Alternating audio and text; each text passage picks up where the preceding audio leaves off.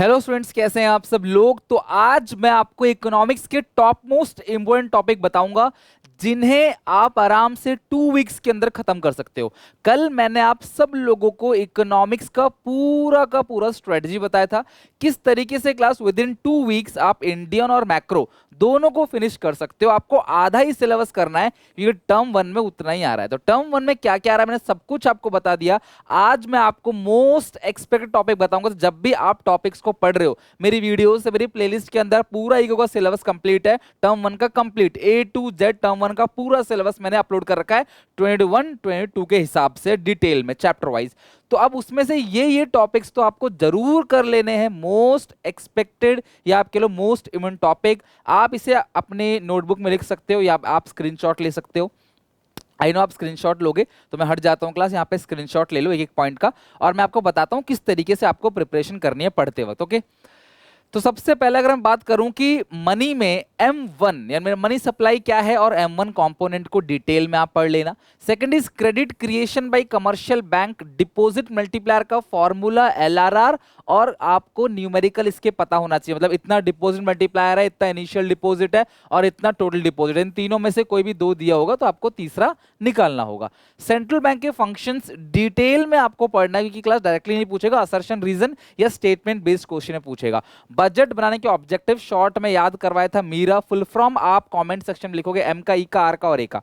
उसके बाद revenue receipt और कैपिटल रिसीट क्या होता है, और रेवेन्यू एक्सपेंडिचर और कैपिटल एक्सपेंडिचर क्या होता है, पेमेंट यानी कि क्लास एक्सपेंडिचर, इनके बीच का डिफरेंस आपको पढ़ना है। और कोई भी पॉइंट को पढ़ के समझ जाओगे इंटरेस्ट पेमेंट कैसा है, बोरोइंग्स कैसा रिसीट है, और या फिर इंटरेस्ट पेमेंट कैसा एक्सपेंडिचर है, बुलेट ट्रेन खरीदा कैसा एक्सपेंडिचर है, सरकार ने कोरोना के वैक्सीन पे जो खर्चा किया वो कैसा एक्सपेंडिचर है, सरकार ने जो राशन बांटा गरीबों को वो कैसा एक्सपेंडिचर है, सड़क बनवाने के लिए सरकार काम कर रही है, NH बनवा रही है पूरी कंट्री के अंदर, वो कैसा एक्सपेंडिचर है, वो कैसा रिसीट है। तो इस तरीके से आपको revenue receipt, capital receipt, revenue expenditure, capital expenditure से क्वेश्चन पूछा सकता है। बजट के जो डेफिसिट है, चार टाइप का डेफिसिट है, budgetary deficit, revenue deficit, fiscal deficit, primary deficit.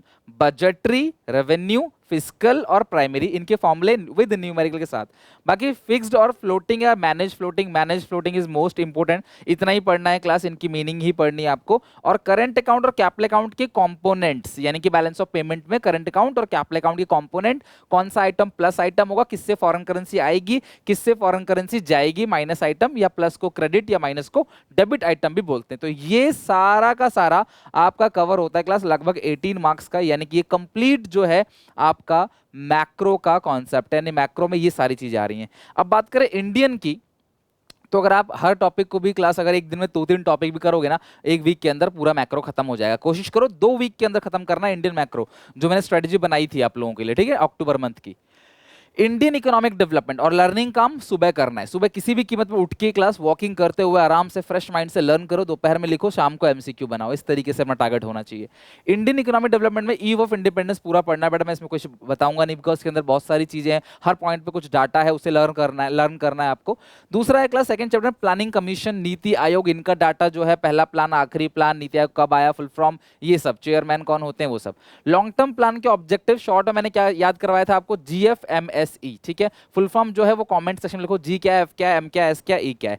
Green revolution class हरित क्रांति 60s में आया, और उसके इंपोर्टेंस और क्लास इसका इंपैक्ट क्या हो, इसका इंपैक्ट और क्या क्या ग्रीन रेवोल्यूशन में टॉपिक कवर हुआ। SSI, टैरिफ और कोटा, ये सारी चीजें क्लास आपको पढ़नी है सेकंड चैप्टर में। थर्ड चैप्टर में LPG में मेजर फोकस रहेगा लिबरलाइजेशन पे अलग अलग सेक्टर में, डीमोनेटाइजेशन और GST भी थोड़ा थोड़ा सा देख लेना। तो ये कंप्लीट आपका हो गया 1 और 2 चैप्टर। अगर बात करूं थर्ड चैप्टर की, तो उसमें क्या है, सॉरी 1 2 थर्ड चैप्टर क्लास यहाँ कवर नहीं है शायद, एक सेकंड, हाँ ये थर्ड चैप्टर कवर हो गया। फोर्थ चैप्टर की अगर हम बात करें, ये हो गया एब्सोल्यूट पॉवर्टी और रिलेटिव पॉवर्टी का डिफरेंस, कितना न्यूट्रिशनल फैक्ट है, पॉवर्टी, जेल कॉस्ट ऑफ लिविंग किसने दिया, महाल नॉबिश मॉडल हो गया। तो ये सारी चीजें देख लें डाटा के अकॉर्डिंग। टाइप्स ऑफ पॉवर्टी यानी क्लास जो चर्निंग पुअर है, क्लास ट्रांजिएंट पुअर है, ये सब देख लेना, इससे 1 1 मार्क में क्वेश्चन पूछा सकता है। देखो होता क्या था कि पहले हम 1 1 मार्क की चीजों को हटा दिया करते थे, कोई बात नहीं, बड़े बड़े क्वेश्चन कर लो जहां से ज्यादा नंबर कवर होंगे, बट अब सारे ही क्वेश्चन 1 1 मार्क के, तो कैसे हटा सकते? तो हमें एक एक टॉपिक जहां से 1 1 मार्क का पूछा भी जा रहा है वो भी पढ़ना पड़ेगा। मतलब कोई टॉपिक बहुत ज्यादा है बट उससे एक क्वेश्चन पूछा जा सकता है, तो हमें वो भी पढ़ना पड़ेगा। आप मजबूरी को समझो। मैं क्वेश्चन की नंबरिंग क्यों कम नहीं कर पा रहा, क्योंकि हर टॉपिक से 1 नंबर 2 नंबर 1 नंबर 2 नंबर आ ही रहा है, तो मैं एक एक नंबर के ही क्वेश्चन है सारे, तो मैं कैसे किसी टॉपिक को अवॉइड कर दूं, है ना। तो वेज एम्प्लॉयमेंट और सेल्फ एम्प्लॉयमेंट प्रोग्राम कौन कौन से हैं, ह्यूमन कैपिटल में सोर्सेस और इंपॉर्टेंस, बस इतना पढ़े ना। और जो छठा चैप्टर है उसमें rural credit, institutional non institutional समस्या क्या है, डाइवर्सिफिकेशन, एग्रीकल्चर मार्केटिंग, यानी क्लास आपका नॉन एग्रीकल्चर जो एरिया है वहां पे हम हॉर्टिकल्चर है या डेयरी है, क्लास व्हाइट रेवोल्यूशन इसके अंदर पढ़ेंगे, उसके बाद येलो रेवोल्यूशन इसके अंदर हम पढ़ेंगे, हॉर्टिकल्चर हो गया, इसके ग्रीन और जो वो है क्या नाम है ऑर्गेनिक फार्मिंग, वो नहीं पढ़ना आपको। तो डाइवर्सिफिकेशन हो गया और फिशरीज का हो गया। तो ये सब जो है आपका कंटेंट है।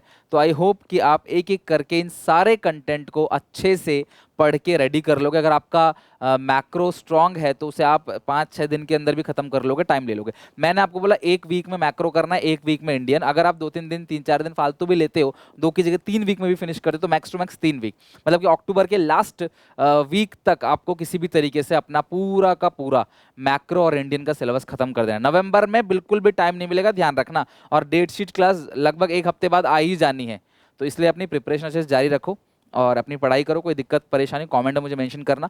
लाइक करो क्लास वीडियो को और चैनल को सब्सक्राइब करो। अगर आप क्लास 12th के स्टूडेंट हो, अपने हर एक दोस्त में इस वीडियो को शेयर कर दो, इस वीडियो को फॉरवर्ड कर दो अपने हर एक फ्रेंड को, ताकि वो भी अपनी प्रिपरेशन अच्छे से कर ले। मुझे सपोर्ट करने के लिए क्लास चैनल को सब्सक्राइब और शेयर जरूर करना। टेक केयर, बाय बाय, मिलते हैं नेक्स्ट वीडियो में।